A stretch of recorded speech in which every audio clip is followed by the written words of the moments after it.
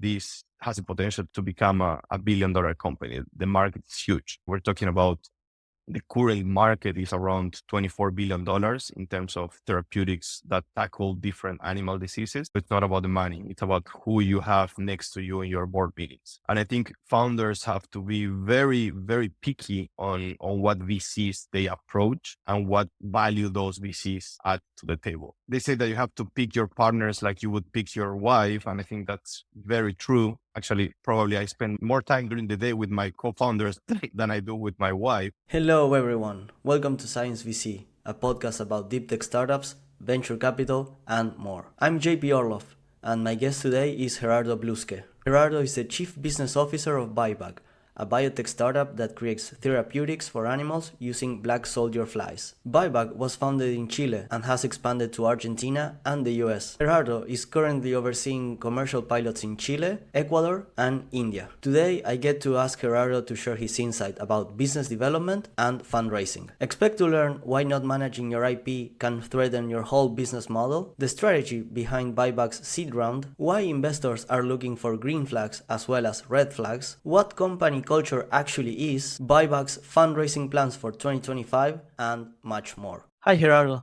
thank you very much for doing this. It's a pleasure to have you here. So, you were born in Bolivia, you studied in Argentina, you then co-founded a biotech startup with scientists from Chile, and now you live in Tulsa, Oklahoma. I mean, where should we start? Citizen of the world, right? Yeah. It's been a fun journey. I was born and raised in Bolivia. Then I went to Cordoba to study. I'm an industrial engineer. Did an MBA in Buenos Aires, worked in large corporates for around 7 years. I was part of Fiat in Cordoba. It's a very important car manufacturer. And then also I worked for Coca-Cola Company. And in 2018, I decided to jump into the entrepreneurial journey. First of all, in more traditional businesses at the beginning, but since with ByBug, with my co-founders from Chile, as you mentioned. Great. And how did you meet your co-founders at ByBug? It's been a crazy story, but I think it was Steve Jobs that said that dots end up connecting somehow, and I think that's what happened to me. I did my MBA with Tomás Silicaro, which is also a co-founder of a biotech company, and I started to see posts in LinkedIn about him co-founding a biotech company, and I knew for a fact that he didn't know about biotech at all. His background is way different.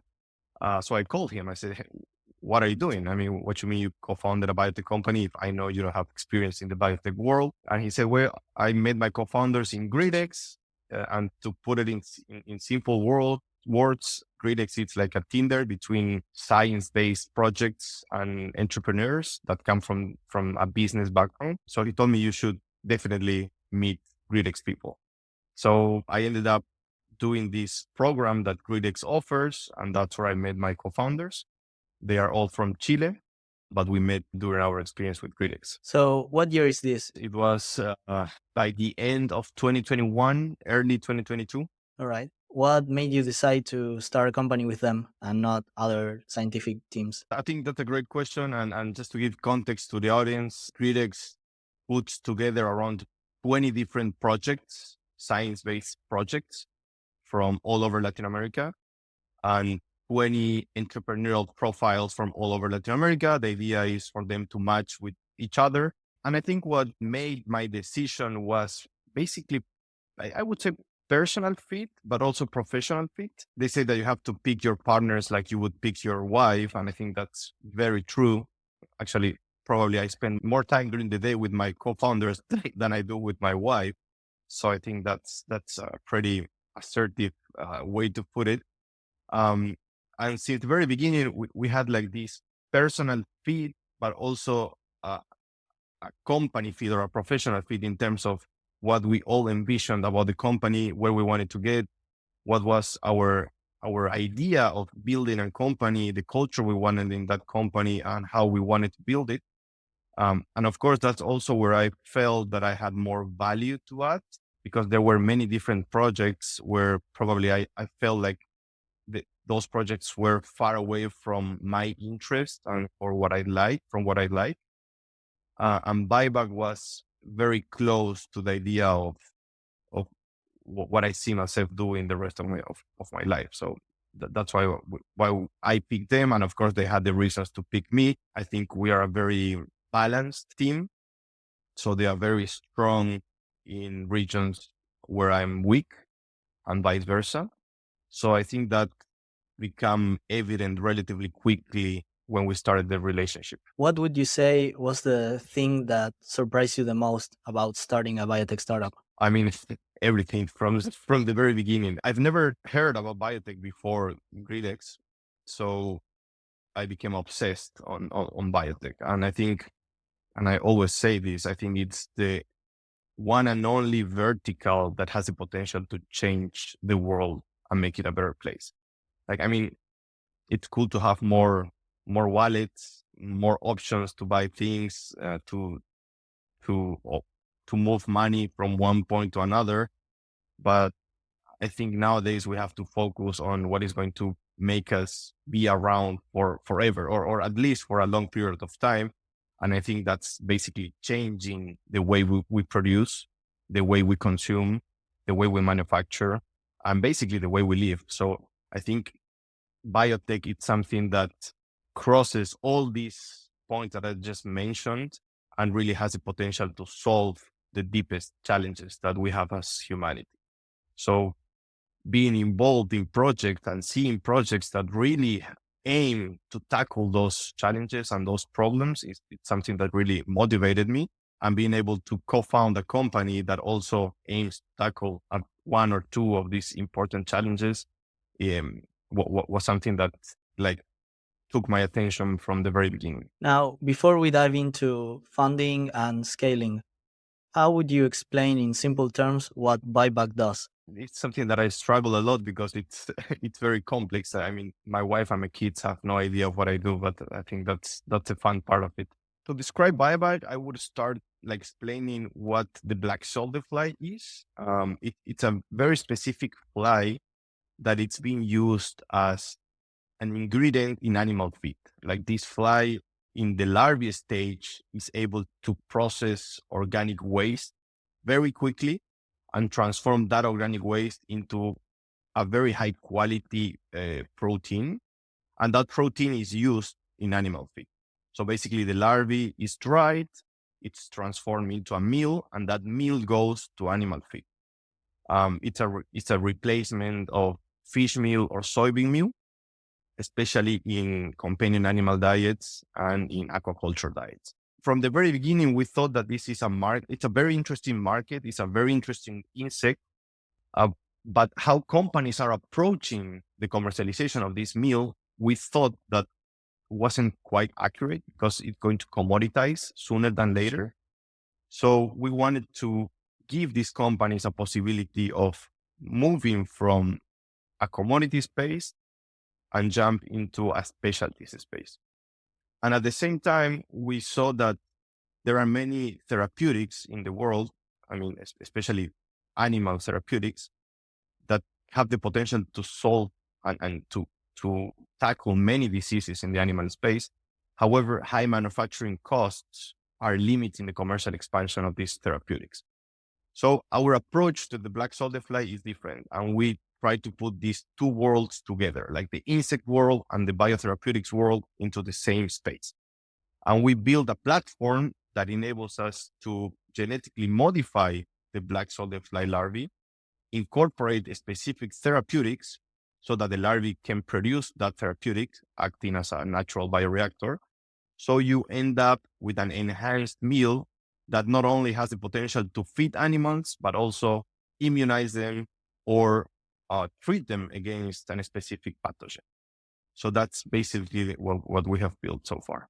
So you're creating therapeutics for animals using black soldier flies instead of bioreactors, right? Exactly. And are these animals eating what you produce? Exactly. Like two of the main reasons why this technology is so amazing is one, we can reduce manufacturing costs, like between 60 to 80% of the cost of producing a therapeutic through traditional processes like fermentation process or mammalian cell culture is related to the substrate that this technology is used, but also is related to the downstream process. because you have to have these proteins on a pure state in order to inject them, for example.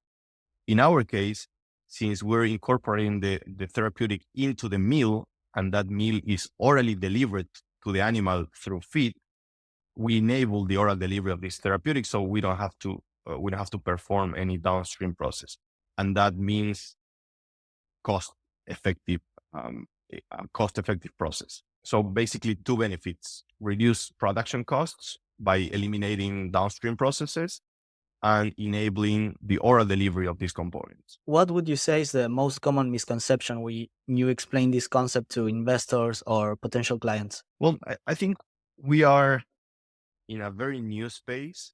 So I will say that our first step as a company, both with clients or investors, is like an educational process. Like we have to, because if we go to the animal space or the feed space, they all get what insect meal is and what the advantages of using insect meal instead of using fish meal or soybean meal are, what the benefits are. But when you talk with the same space about therapeutics and incorporating therapeutics into animal feed, it's not a space that they are so, you don't see many companies doing this. So we have to do this educational process where we have to explain why we're trying to put these two worlds together, what the benefits are, and by the end of the day, what our business model is going to look like, right? And what's the value that we add to the whole value chain. I think that's basically the first, I don't know if it's a misconception, but it's like a double click that we have to do to explain something that is very novel, that very few companies are doing in the world, and that has the potential to change an industry forever. How would you describe your business model? Again, and I think this is because we're talking about a very novel technology. I think it's going to be shifting along the way. But basically, we have two business models or two revenue streams, if you will. The first one is going to the companies that are producing the insect meal. They're called insect breeders, and you have many relevant companies in the world. The idea of approaching them to license our technology is given by the fact that these companies already have the infrastructure. They already have the regulatory framework in place, and they already have the distribution channels. So we see ourselves licensing our strains to these companies so that these companies, instead of using non-genetically modified eggs, they will use our eggs to produce the meal, to grow the larvae and then produce the meal that goes into animal feed. And we charge a royalty for any sale that these companies have. Of course, we worked on a very robust IP strategy in order to be able to work under a licensing model. But again, I mean, these companies, we are creating a need that these companies didn't have before. Like now these companies are realizing that the insect space is very competitive, that they won't be able to match soybean meal prices or fish meal prices. So it's not about scale. All these companies were working on scaling up production and being as big as possible to drop fixed costs so they can become more competitive. But now they are realizing that the game is different. They have to move to a specialty world. And that's where ByBug makes a lot of sense to these companies. We enable that differentiation, and we enable that these companies can provide different alternatives to their clients, which are mainly in the aquaculture and in the companion animal space. So that's on the licensing model. And our second revenue stream is going to be given by pharmaceutical companies that they want to express and produce different therapeutics in different platforms, like not only fermentation process, mammalian cell culture, or other type of manufacturing processes, but also using insects as bioreactors to express proteins that are more effectively produced and delivered through insects or through our platform. What part would you say generates the most interest in potential investors about what ByBug does? Well, I think from an investor perspective, most of the investors that we have talked to understand or have heard before about the insect industry, but more on a traditional, on the traditional way that I just mentioned, like using insects or black soldier fly in this case to produce insect meal to sell it to different feed companies. That's like the business model that they always heard. And it's a business model that probably 10 years ago or 15 years ago was very interesting and was very novel. But nowadays we know that it's a model that it's struggling a little bit. Um, um, it's very capex intensive, which is usually not that attractive for some VCs. So being able to offer these VCs a new platform that uses something so efficient such as insects to produce high value added products on a very cost effective and sustainable way, it's something that really like gets attention. And on the feedback that we have of different VCs, I think what they value about our company is that we are not capex heavy. I mean, we're not intensive in the requirements of capex. We're a platform, so we can express many different therapeutics. We're not married with just one product, and also we have lots of infrastructure available to scale up our production through third-party companies, like these insect breeders that I just mentioned, that there are all over the world. And last but definitely not least, this has the potential to become a $1 billion company. The market is huge. Like we're talking about, the current market is around $24 billion in terms of therapeutics that tackle different animal diseases. But if we're able to reduce manufacturing costs, that cake can grow twice as big in 5 years. So we can see a market that grows up to 40 or even more $1 billion, because we can tackle more diseases in different species because now manufacturing costs are not the bottleneck. What industries are willing the most to pay for a premium for current alternatives? I would say companion animal space and aquaculture space. And that's basically where we have our first developments and our first pilots. These are segments that have really big pains, especially aquaculture industry. I mean, if you talk about shrimps in Ecuador, over the last 10 years, the average mortality rate of shrimp ranges around 52%. Well, So it's a really huge loss for companies. And being able to use therapeutics that are constitutively produced within feed or within the meal that later goes into feed, it's something that could potentially tackle these losses as well. this show is brought to you by We Are Palta. Communicating science and its impact through your business can be hard. We Are Palta has a team of scientific communicators, designers, and specialists dedicated to bridging the gap between science and community. Having worked with more than 25 deep tech startups and VC firms, We Are Palta offers from creating your brand identity to managing your social media. Go to wearepalta.com, that is WEAREPALTA.com, and learn more. Let's talk a little bit more about funding now. What was the best use of that initial capital that you got from Gridex? When we first got the investment from Gridex, we had basically two paths, like do it slow or go fast. And I think it was never discussed with this level of of of of clarity. Like it wasn't clear for us at that time. But we decided to go fast. So the Gridex investment was like probably we spent it all in 6 to 7 months because we knew we needed to grow our team. We needed to buy the infrastructure that we needed in order to accelerate our R&D process. So it was like a very happy moment once we got the money. That lasted a very little period of time because we invested so heavily during so few months. but also that's what unlocked what came next, right? Like being able to have our own infrastructure, to stop outsourcing many things that we needed to outsource in the past and cost 3, 4, or 5 times more than it would cost if we could do it inside, um, was a huge advantage and made us accelerate our R&D process a lot.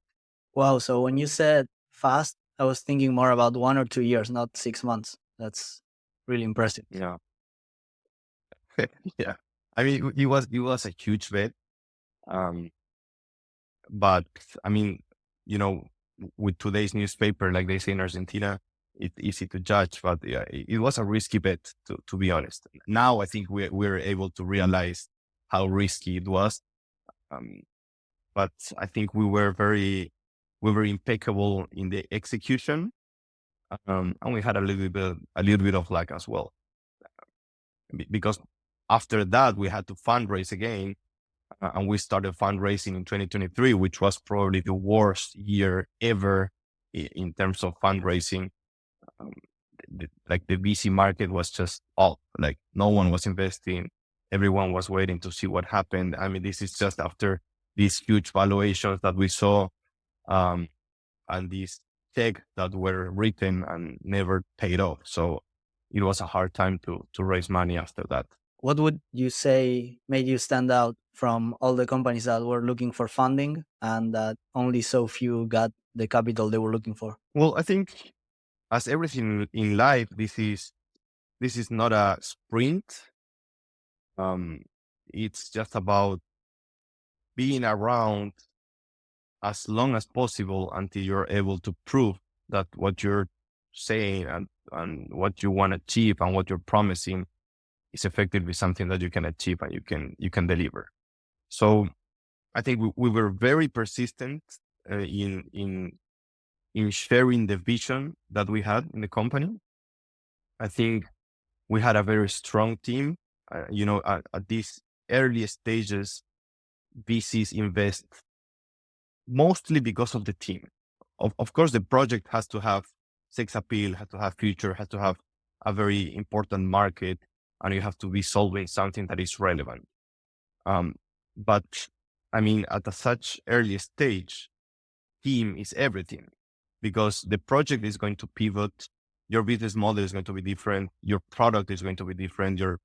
Everything is going to change. The thing is that team the right team to go through all these changes until you can have something that can go to the market and really solve someone's pain? And I think that's the initial bet. And I think that's something where we are really strong. As I said, we are a very well-balanced team. And as we grew, we were able to incorporate people that is better than us. So we have PhDs, we have experts in business development. And I think that's something that also was attractive for investors, seeing a well-balanced team that is hiring the right people and is doing the right things was something that really helped us to achieve the fundraising target. I completely agree with you that in such an early stage, VCs invest in the team and their capabilities. But my question for you is, how do you showcase that to investors? Because you can have the best team in the world, but investors need to see that. How do you do that? Yes, that's true. And many investors also like to see logos, right? Like, there are, and this is a fact. It's different if you come from Harvard University or any Ivy League. If you had experience in, I don't know, if you're in the software industry, if you had experience in, I don't know, Google, Facebook, Globant, whatever, those logos always help. And in our case, to be completely honest, we didn't have them. Like, we all have very decent backgrounds and we are all good in what we do, but I didn't go to Harvard. My co-founders didn't go to Harvard. So I think it's a very good question on how you showcase. Um, and I think part of what helps us is that the very early traction that we got what's a reflect of how good we were on the product, on the commercialization, and on the communication of what we wanted to achieve. So since the very beginning, we had like letters of intent with very important companies in the world in our space. And I think that helped a lot. Like it's hard. Of course, we wrote hundreds of tech reports about the progress we were doing on the technology. We had a very well structured deck and data room, and everything helped. But I think like having the endorsement of companies that are relevant in our industry from the very beginning was a very good way of saying, okay, this is the team that without having anything, they got the attention of the big ones, of the relevant ones. And I think that's a way of showcasing the team's ability to get to where they want to get. What's one thing that early stage founders get wrong about data rooms, in your opinion? It's very common that when you're interviewing a VC, a very common question that founders do is, what are your red flags? Like when you approach a company, what red flags do you see and say, okay, this is a company where I wouldn't invest?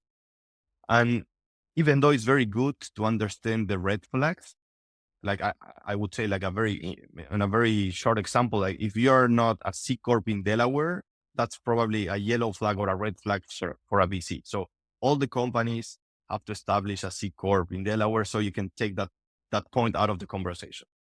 And again, it's very good to understand what those red flags are. But the question that we ask is, okay, what are your green flags? So what's that you want to see in a company when you are doing a due diligence or where you are interviewing with founders? And I think understanding the green flags is more important because it's like an internal question to you. Okay, are we doing this? Are we good at it? Are we reflecting that in the information that we show and that we share with our investors? So basically, the data room has to be a summary of the green flags that a VC wants to see, right? And of course, when I say a VC wants to see, it's not that we have to do and build everything just to keep the VCs happy. No, we have to never forget that our the like the one that we have to convince and the one that we have to keep happy is our client, not our VC. So we have to build everything in order to have a good product, a good service, a good company to solve our clients' life and pains. So if you're able to showcase that in a data room, VCs are gonna be thumbs up, of course. Is there a way to balance this? And by balancing, I mean understanding so well your potential clients that investors just fall in love with you? I mean, is it explaining the ideal customer profile or is it more about showing traction? I think it's both. And I think it also depends on the region, depends on the vertical, depends like the profile of VC that you're looking for. Like, I said that you have to pick your team like you would pick your wife. And I think the same happens with the VCs. Like you have to pick the VC as you would pick anyone in your team because it's going to become a partner for life. And you don't want to have just like anyone in your cap table. You have to have someone that really is involved with the company, that really adds value, and that gives you something more than money. You know, good projects will always find money. So it's not about the money; it's about who you have next to you in your board meetings. Um, and and I think founders have to be very, very picky on what VCs they approach, and what value those VCs add to the table. Because they will ask the right questions. They will also help you through the tough moments. They will be straightforward, but especially they will understand the stage that you're in, the vertical that you're in, and they're gonna walk you through that process. And the reason I say that is because it's very often in the biotech space in an early stage that some VCs that probably have not much experience in in the biotech world, that they ask for traction. Okay, why aren't you selling? And I mean, we're a deep tech company. We have like years of investment in R&D before we can get to product or service that we can effectively take to market. So not not any VC understands that. So if you have 6 months of existence in the biotech space as a company, and a VC asks you for sales or traction, it's probably not the right VC. But then, of course, there are ways that you can showcase and that you can prove that what you're building is sexy for a specific segment of the industry, or for a large segment of a specific industry. And I think that's something that you definitely need to properly showcase to investors, because again, many founders have this vision of building a cool project that nobody wants. And that's because, and I think that happens a lot in the science space, right? Like scientists are in love with the projects, with the technology, whatever. But okay, then who wants to buy this technology? So I think it's a balance between building a really cool technology, but also listen to your potential client, your potential customer. So you have to be in touch with that potential customer and understand that potential customer since the day one, because they are the ones that are going to give you the right feedback so that you can model your project, your product according to the needs of the market. Having crystal, crystal clear on that and being able to effectively communicate that to investors, I think it's something that really smooths the fundraising process. Very interesting. You just raised a seed round. How did you close the gap between that first funding until your seed round? Our first fundraising went really fast, and fundraising took longer than expected. So in the middle, we were able to secure a couple of angel investments from very relevant investors from Chile. And that basically gave us more runway to negotiate better terms with investors that we were talking with, and to be able to close the round. So like we did like a small bridge in between. Hundreds of no's, hundreds of meetings. I know you have to be fundraising while at the same time you're executing. So it's a very complex journey. I mean, fundraising it's very hard. Something that I think we did very well and happened like in a very organic way is that we divided the fundraising between Jose, my co-founder, and myself. Like usually fundraising is a task that one has to do full time. But I think it's very stressful, and I think it really, um, it's a very tiring activity. So being able to split that hard journey between two people, it's something that really worked for us. So Jose was very much focused on LATAM VCs, and I was very much focused in US based VCs. We wanted to have VCs from the United States since the very beginning, because we understood that our next steps were in the US, and our next fundraising stages, we wanted to fundraise in the US.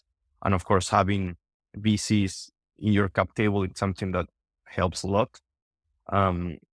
So I think that's like the organic way that we divided the fundraising. But it was it was extremely hard. Wow, so Jose has a scientific background and you have a business background, but when you decided to split the fundraising efforts, you were looking at a geographic base, right? Yeah, I mean, it's true that Jose has a scientific background. He understands business very well.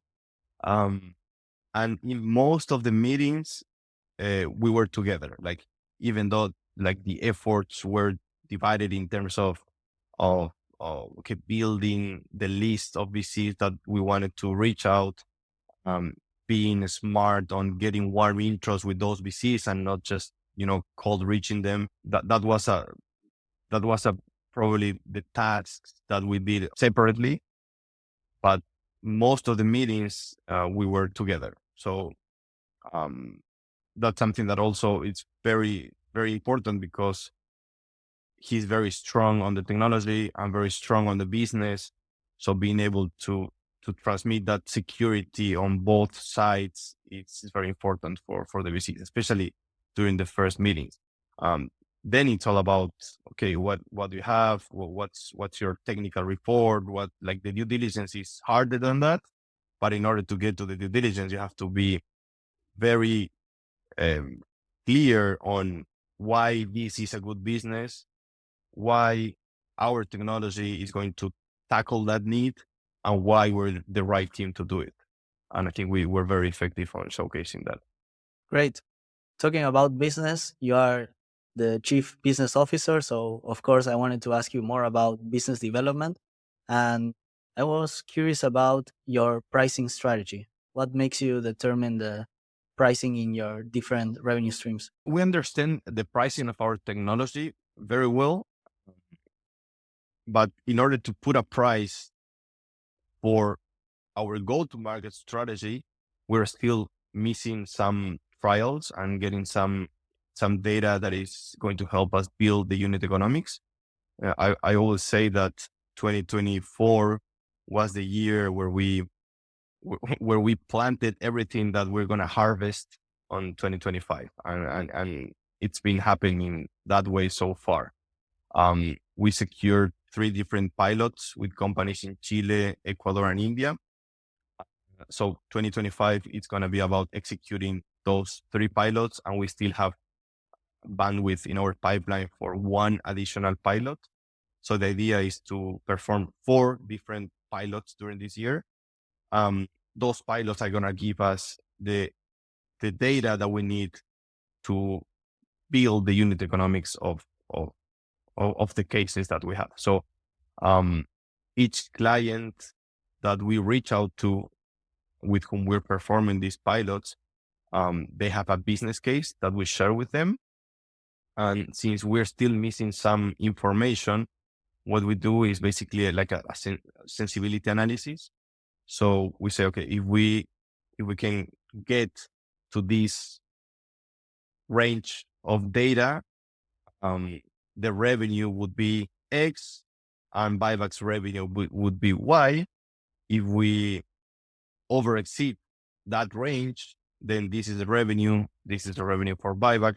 So basically building different scenarios, like, because this is very common in deep tech companies, that there are some things that you don't know until you do the trials, and those trials give you the right information to build the business case. But of course, you have to work with these companies beforehand and show them the opportunity beforehand. So building different scenarios is something that really helped us. Being very clear in the assumptions that we make in order to build those business cases, it's something that is also have to be very, very clear from the very beginning. And then the pilot is just a question of validating the assumptions, getting the real data, and then securing the commercial agreements. So that's the path where we are right now. We already have the assumptions, we already have the business cases, we have the pilot agreements. We are executing the pilots to validate all this information and convert those pilots into commercial agreements. Would you say that this data is the most valuable aspect of doing this pilot with these companies? Definitely. It's our proof of concept. It's everything that we have validated on a lab scale, having it validated on a industrial and real life scale. And what's the most value that these companies that are doing the pilot with you are getting out of this? Well, it has to be with cost reduction, right? I think that there are many concepts like sustainability, for example, that few companies really tackle from I would say philanthropic way. Like, I don't know if I should say this, but for most of companies, sustainability is just a nice to have. So, okay, if it doesn't affect my product, if it doesn't affect my cost, okay, I would do it. But cost is everything, right? So you have to be very specific about how any of your product or service is going to be more cost effective for your client. And then it doesn't matter if that's 5%, 20% of 80%. There has to be cost component that is attractive for your client. And then, of course, if it's more sustainable, even better, right? But I think that's something that we understood relatively early, that just being better from a sustainable point of view wasn't enough. So you have to put numbers into the equation. And that's why these pilots that we're doing are so important, because they're going to help us to showcase those numbers for our clients. How are you planning to manage pilots in such different geographies? We have partners, and of course, we will have to be traveling a lot. Um, and like, we have different stages in these pilots, and we made the right partnerships in order to tackle those pilots with in the different countries that we're working in. Of course, Chile is the easy one because that's where we're based. Ecuador is still in this side of the world, so it's also easy. We're just one flight away. And India probably is the hardest one, but we have a very, very important partner there that is going to help us. They're going to be our eyes on site. We will get back to talking to Gerardo in just 30 seconds, but first, let me tell you about We Are Palta. Raising funds for your startup requires clear and effective communication with your potential investors. That's why We Are Palta works with deep tech companies to highlight your team strengths and your commercial traction. Discover how graphic designers can enhance your pitch deck by going to the link in the description below or by visiting wearepalta.com. That is wearepalta.com. You mentioned IP playing a key role in deep tech startups, and I completely agree.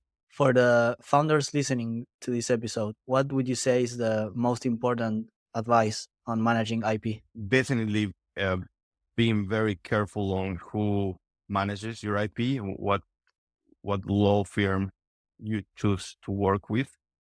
I think the IP process is very long, and it has many requirements, and you have to be very clever on how you approach your strategies.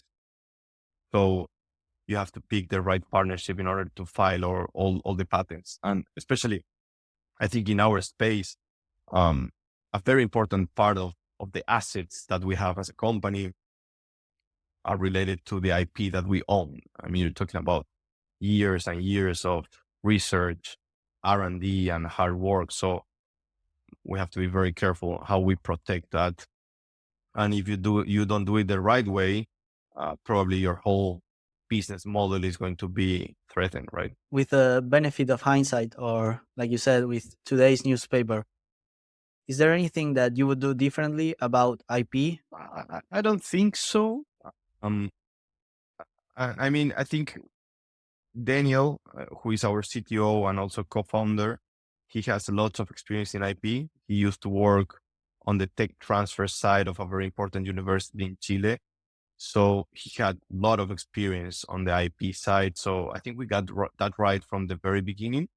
Even though we changed the law firm that we're working now, but we didn't change it because it was not doing the right things. We just changed it because of basically price. Like, we got to work with a law firm from the US that works with many relevant biotech companies that we know and that have gone through important acceleration programs such as IndieBio, for example. And that's why we decided to shift. But I think the strategy was right from the very beginning, because we had Daniel, right? So if you don't have a Daniel in your team, you have to get one or get the the right law firm from the very beginning. Talking about the future, how do you see the regulatory landscape evolving in the next, let's say, 5 to 10 years? I think it's going to evolve on what we think it's the right path. Like, for example, nowadays, if you talk about genetically modified organisms in Europe, um, that's a bad word, but it was a worst word 10 years ago, right? Like, at least nowadays we're seeing some flexibility in the crop space. And I think that is eventually going to get to the insect space. That's the space that we are, of course, involved in.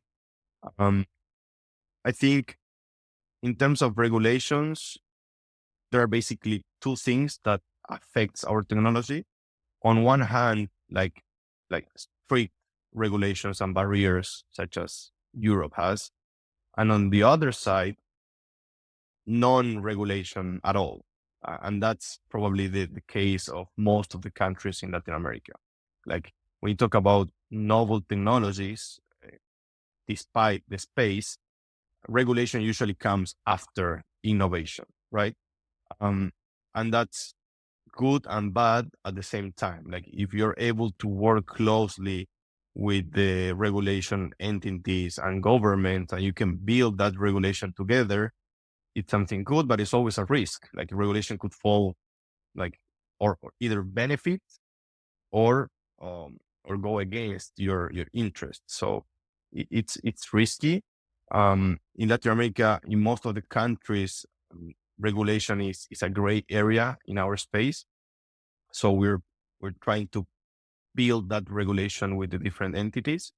And then you have, I don't know, scenarios like USA, for example, where everything is written, and it could be harder or easier to get a regulation or to pass a regulation, but at the least is everything is written down, so you know exactly what you have to do. And I think in this space, we're gonna have, talking about Latin America, we're gonna have more a more clear pathway to regulation during the next 5 years. I think it's going to be more flexible than Europe, and eventually, I think we're going to be able to take away this misconception and this wrong concept about GMO being something bad. Like, genetically modified organisms have saved more lives than probably any other technology in the world.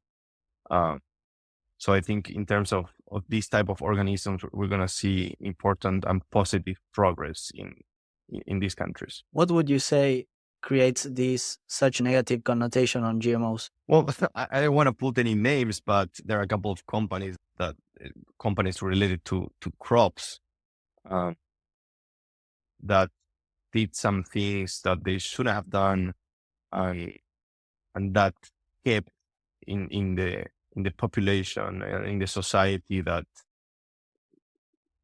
genetically modified organisms are bad, which it's not true. It's just one company did something that they shouldn't have done, but it doesn't have anything to do with the technology, right? Especially nowadays that the regulation gave a framework, especially in the US, gave a framework of what should and should not be done, and what's the level of trials and barriers that you need to tackle in order to put a genetically modified organism or something related to a GMO out in the market.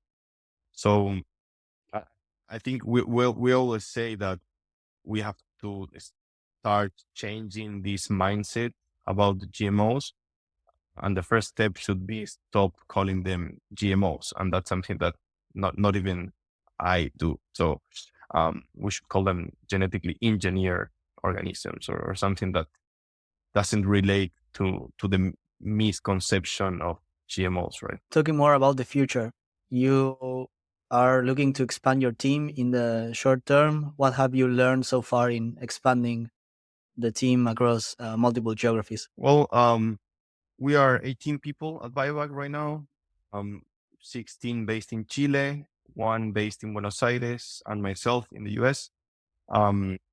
So we basically doubled our team from where we were at 14 months ago. Um, we don't see ourselves growing this year. I think we have the team that we need in order to tackle these pilots that I just mentioned. But of course, after those pilots, once we jump into commercial agreements, we'll have to grow our commercial team, and the idea is to grow it uh, here in the US. Most of the R&D is going to stay in Chile, but eventually we will also need R&D team here in the US. Um, and I think like if you talk with any like specialist in human resources or people or talent, they say that we are right on the edge of in terms of complexity and the complexity of managing a large team. Like usually between 20 to 25 people, it's where you need to hire someone that really it focuses on people and on the team. In our case, I think it's been relatively easy. We have a very nice culture. Um, Most of the people in our team is been with us since the very beginning. Like probably just one or two people left, and they left for something better. One left because he had a impossible to match job offer in Germany. Francisco left because he founded his own biotech company. But I mean, the rest of the team is basically the same team that we have since the very beginning. So they are very committed to the company, um, and they share the vision and the culture that we have. So it's been very very easy and enjoyable. So we're really happy with the team that we have, and of course we have the support of an outsourced person and consultant that helps us building all the processes and all the framework where we can develop and grow our culture as a company. Talking about growing a culture, is there a thing that you can say that resulted in this such great culture at ByBug? What a founder is the way a founder is. That's basically the culture. Like there are many fancy concepts around culture, but basically is they say that you work uh, as you play, and if when you're playing you're an honest guy and you respect your rival and everything, you're probably gonna be the same way in the rest areas of your life, including work. And I think that culture is a reflect of what the founders are as a person, right? And, and going back to your question about how you can build teams and how you can choose your business partners, I think that's also very important, like being equal in the same frequency in terms of um, values, uh, and what we want in life and how we want to get that in life. It's very important because at the end of the day, that dynamic that at the very beginning is between two, three, or four people. When you start growing, it's going to be the same dynamic on a larger team. So if you start your company on a dynamic of respect, of hardworking, and on clear and positive values towards your clients, towards your partners, and towards everyone, I think that's the same way that everybody is going to start working and behaving. And anyone that doesn't fit that behavior, it's just gonna leave, or you're gonna have to, you know, make him or her leave. But again, as I said, we still have the same team that started with us 2 years and something ago. So that means that first of all, we're doing the right work in hiring the right people, and we're doing the right work on giving them the right space so that they decide to stay. Otherwise, they would just be leaving. So I think culture is just about that. It's about um, being able to transmit the values that one as a founder has, and then just giving the context so these people decide to stay. What's next for ByBug? It's going to be a busy year. We are fundraising again. So interested, please reach us out. We're fundraising. Um, this was designed from the very beginning, but we're raising $2 million as a late seed, like we call it. It's basically going to help us extend our runway to get these results on the pilots that we have. And the idea is by 2026, being able to start selling and working on these licensing agreements with the clients that were performing the pilots during 2025. So everything related to that is going to keep us busy. Awesome. So this has been amazing. Thank you very much once again for doing this. And I just want to ask you, where can people find you and where can they learn more about ByBug? Sure. Well, thank you, Juan Pablo, for having me. I really enjoyed the conversation. Thanks for the smart questions and for giving us opportunity to share not only our journey but also our vision about the industry as a whole. You can find me LinkedIn, Instagram, my name and last name in most of these social medias.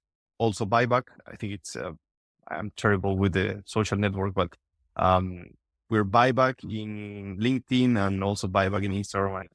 Awesome. Yeah, I'll make sure to link that on the show notes. And like I said, thank you very much and hope you have a good one. Thank you, Juan Pablo. You too.